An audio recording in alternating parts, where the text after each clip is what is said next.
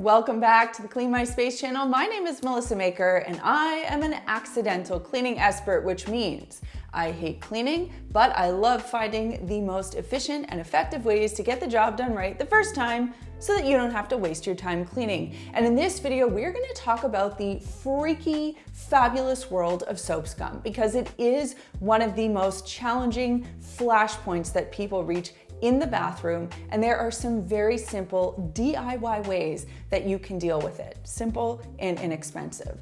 And just a quick reminder, if you haven't done so already, to subscribe to the Clean My Space channel and give this video a thumbs up if you would rather do anything than scrub your shower. To know how to get rid of it, we have to know what it is in the first place. And soap scum is a little melange, a combination of soap residue, body oils, dead skin cells, and hard water minerals that all kind of soup together while you're bathing and cling to the walls of your bathing facility, whether it's a stand-up bath or a fully enclosed shower like I have behind me. When water splashes, it clings to the surface, and then when water dries, the residue that's left behind is soap scum. Now, what does it look like? It's kind of grayish, a little bit brown, and it feels textured, almost rubbery or sandy. So if you run your hand along a surface and it doesn't feel smooth or exactly as it was intended to feel the day that your shower was installed, that is a sign of soap scum. In fact, many years ago in my cleaning business, I had a blind client who gave me one of the most valuable pieces of insight I've ever garnered from a client in the cleaning industry. And that was, she said, I always know when things are clean by feeling. And the truth is, if you run your hand across any surface in a bathroom and it feels perfectly smooth and uniform, there is no soap scum.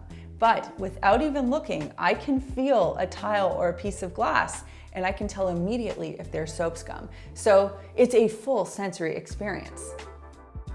There are plenty of products available on the market that will gladly remove your soap scum for you, but you can accomplish the same results by making your own product at home for pennies. So if I'm gonna tell you what works, in this case, I'm gonna tell you to use a DIY solution. Now, these DIY recipes I'm taking from my ebook, 50 DIY Cleaners. I've got a link for you down below in case you're interested, but here are the recipes. Now, the first one is kind of where you would start, especially if you have a glass shower, and that's because it doesn't include any baking soda, which does provide a little bit of extra abrasion. When you're cleaning soap scum, you wanna make sure that you're using both the right tools and the right products so that you're accomplishing the task, but without causing damage to any of the surfaces, which is why we wanna find a tool that won't scratch, and we wanna make sure we're using a product that won't scratch either. And on that note,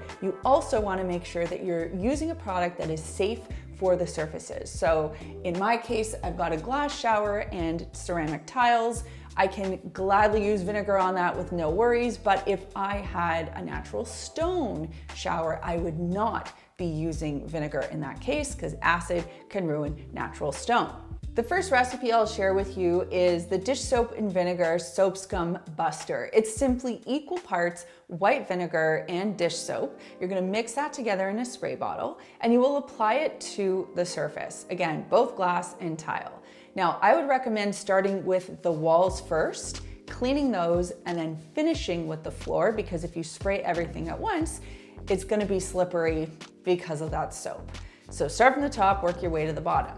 Now, you wanna make sure that you're using a tool that will balance getting the soap scum off without scratching the surface. As with any tool and product, you always wanna start low and level up only as needed. So in this case, my Maker's Clean, I've got a link for you down below. So I have this slightly abrasive side here, but I know that it is non-scratching. Once the product has been sprayed on, I let it sit for a minute or two. That way it can really kind of do its work.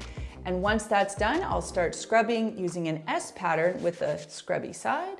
Upon completion of that, I will feel with my hand just to make sure that the surface is indeed smooth underneath all the soapy stuff.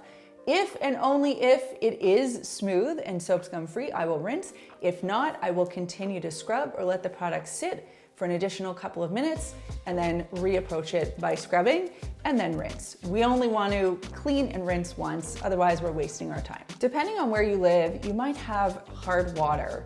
And if you do, you might notice that your shower, particularly if you have a glass panel, gets really spotty.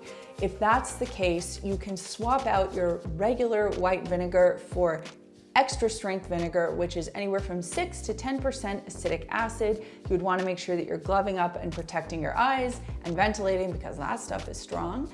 And in other cases, sometimes people will just spray the vinegar straight on, let it sit, kind of give it a bit of a scrub to loosen it up. Kind of think about like what the dentist does when they're blasting gunk off your teeth. They kind of loosen things up first. That's what you could do there. And then you could apply the recipe of the combined dish soap and vinegar to tackle it.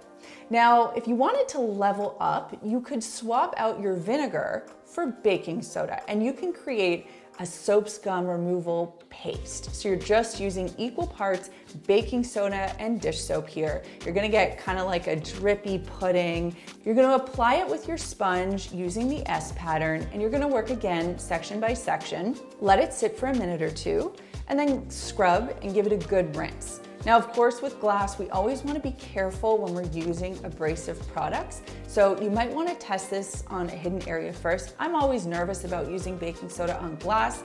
I mean, I haven't really noticed any scratching, but I am always hesitant. So I want to make sure that you check. And I will caution you here, please don't use an eraser sponge on your glass. I know it's tempting, but you do not want to deal with the aftermath of that. It's definitely worth taking preventative measures to avoid having to do the heavy lifting. And while I just explained to you how to get rid of soap scum, if I can prevent it, I'm gonna prevent it. So here's what you wanna do. Rule number one is to turn on your fan during a shower and for at least 30 minutes after, or open a window. And the reason this is so important is because soap scum dries onto your walls. So when you're ventilating, you're helping to prevent that moisture from lingering around. This has more to do with kind of like mold and mildew buildup, but trust me, it goes a long way in the soap scum thing as well. Now, the second thing you wanna do is use a squeegee after you shower or bathe. The walls and the floor of your bathing unit should be bone dry. Now, this is important because frankly, if there's nothing on the wall, then soap scum can't form. So as annoying as it is, we have a squeegee sitting at the corner of our shower over there. We don't have any fancy hanging unit for it or anything. It's just an inexpensive, good quality squeegee, and it is the rule in this house that if you shower, you squeegee afterward. It takes under 30 seconds to do. You get quick. It's like a good workout. And our shower, we've had it for 4 years now, and it looks brand new. We never have to scrub it. Something else you can do is use a daily shower spray, assuming that you shower daily.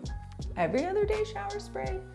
Regardless, after you shower, you can simply spritz down this mixture onto your shower walls, and it kind of prevents any of that hard water, oily, grimy buildup from sticking to the surface. Now, I would say the results of squeegeeing are superior to that of spraying this daily shower spray, but if you know thyself and you know I am not gonna be squeegeeing, this would be kind of a great alternative that would stretch out the amount of time you'd have to spend scrubbing your soap scum. It wouldn't form as quickly. And the way to make that is to mix equal parts water and white vinegar and add 20 drops of tea tree essential oil. Leave that spray bottle in the shower, and once you're done, simply spritz down the walls and the floor and make sure to ventilate. What this does is it kind of helps to prevent any of that hard water and kind of soapy residue from clinging to the walls.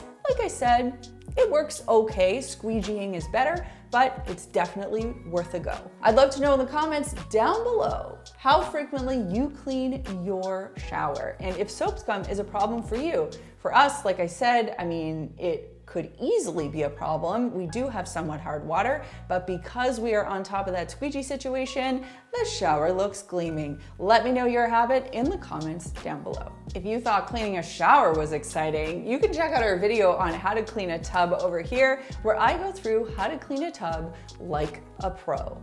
If you want to support the Clean My Space channel, of course you can do so in a couple of ways. You can subscribe, and you can also visit makersclean.com. I've got a link for you down below. You can click here. That is where we sell all of our premium microfiber cleaning tools and more. Thanks so much for watching, and we'll see you next time.